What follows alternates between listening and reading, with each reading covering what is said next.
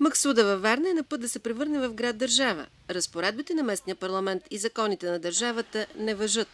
Обитателите тук имат привилегията с лекота да реализират всяко свое желание. Просто се събуждаш и решаваш, че можеш да си построиш нещо като къща до самия тротуар. Тук живеем. От кога живеете тук? И става 10 години как живеем. Къде ви е къщата? Тук са, да. Защо? Не ви ли притеснява, че тук е много близо до булеварда? Не. От сега никой не казаха нищо. А кога си строихте къщата? 10 години става, аз как живеем тук? С разрешително от общината с всичко, така ли? Да. Общината ви позволи да си построите тук къща. Комета. Нашата комета каза, дето мога да правим къщи. Няма къде да отиваме. Ами не се ли притеснявате, че тук може да влезе в къщите ви някой от колите? Няма. В ромската махала във Варна важат единствено законите на джунглата. За обитателите на Максуда целта да оцелееш оправдава средствата. Гледам, че имате и сателит. Да. Имате. Всичко има. Колко ток плащате?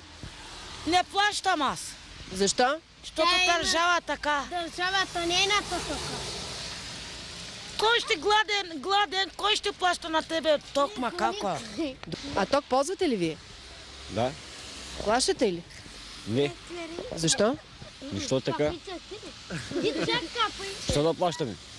А ние защо трябва да плащаме? Не ли? Защо трябва да плащаме ни толкова? Ай сега да разберем. Защото го ползвате. Да. Няма пари няма. Защо тая държава, защо не помага за бедните държавата? Как си представяте да ви се помага? Кажете как. По какъв начин си го представяте? Да отпускат пари. Безвъзмезно да ви ги дават, така ли? Защото няма бедните какво да направят. Тоест, ако искаш никой с нищо да не те закача в този град, просто трябва да се преместиш да живееш в Максуда. Едно място, където всичко е позволено.